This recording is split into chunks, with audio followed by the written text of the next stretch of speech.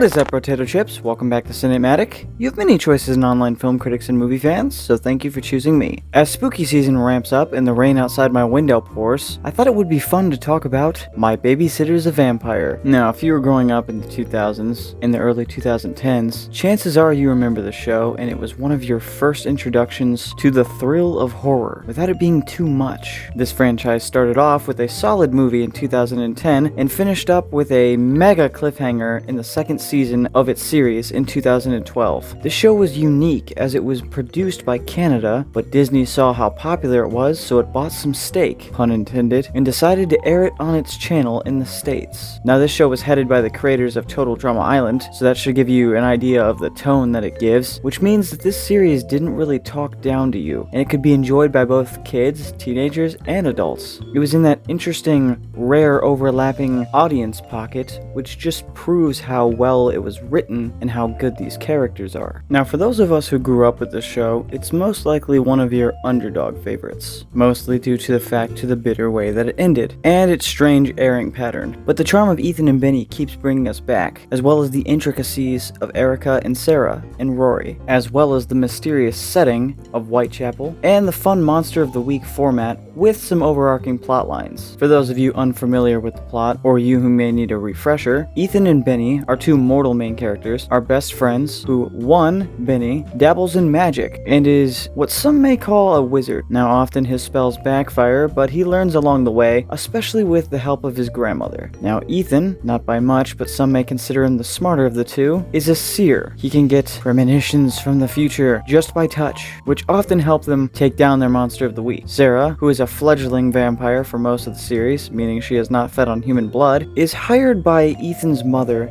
to help him watch over his younger sister, Jane. Sarah, Ethan, and Benny get along quite well and get wrapped up in the world of vampires, as well as many other weird things, such as a ghost car, for example. Now, Sarah has a best friend as well, Erica, who they kind of have a rocky relationship with in the beginning, because the same person who tried to turn Sarah and convince her to drink human blood turned Erica and did convince her, taking Erica from this shy nerd to this wild, outgoing, full-fledged vampire. Now, eventually, things with Sarah and Erica even out, and the group all end up getting along for the most part, despite some of them being cooler than others. The show also has some drama, as the same person who turned Sarah and Erica in the pilot movie eventually comes back later on in the series. When he does, he bites Ethan, and Sarah chooses to sacrifice any hope of her remaining mortal to save his life. So in season 2, Sarah is a full-fledged vampire, Ethan and Benny are a bit more powerful with their magic, Erica is nicer, and Rory, who is the oddball of the group, is basically just more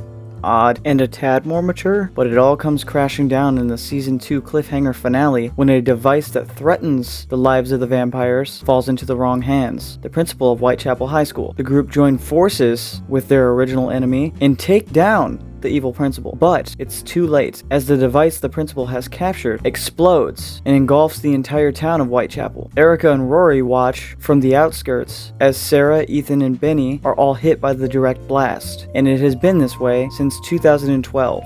Now, I have done some digging, as I'm sure a lot of you who have clicked on my video looking for closure have done, and I was able to find that the cast seemingly last reunited in 2017, with the exception of Matthew Knight. And Matthew Knight has seemingly left acting and has become a dad now, which, good for him. Matthew Knight is not the only parent of the bunch, as Kate Todd is also a mother, and so is Vanessa Morgan. Kate Todd seemingly retired from acting as well, but you can still find her on her Instagram. As for Vanessa Morgan, she still is acting and currently has an on-running show on the CW. As for Atticus Mitchell, he still acts, and one of his most recent notable roles was on The Hardy Boys, and he played a main part of the Mysteries. Cameron Kennedy has seemingly retired as well, and is now also a dad. It's good to see the cast doing well. But what about that cliffhanger? Well, I was able to track down a somewhat credible answer. First up, the reason being for the cliffhanger was that the writers were so sure that it would get a season 3, but Disney decided to pool the funding despite the good ratings. And that is why they went out with a bang, so to speak, because they were so certain that they were going to get a season 3 to resolve the cliffhanger. And this explosion,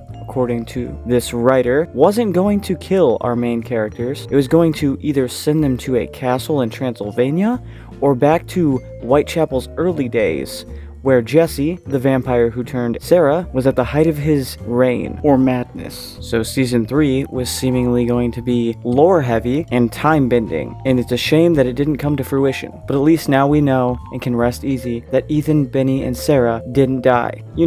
13 years later, but I think I speak for all of us MBAV fans when I say we'll take it. And one thing's for certain, despite its cancellation, its legacy endures. What do you guys think of My Babysitter's Vampire? What do you think of this news I uncovered? Where would you have taken a season 3 if you were given the rights to do so? Make sure to let me know in the comments below, as I look forward to hearing your thoughts. If you enjoyed this video, don't forget to hit that like and follow button, as there are more headed your way and it really helps out the channel. And as always, thank you for watching ciNATEmatic.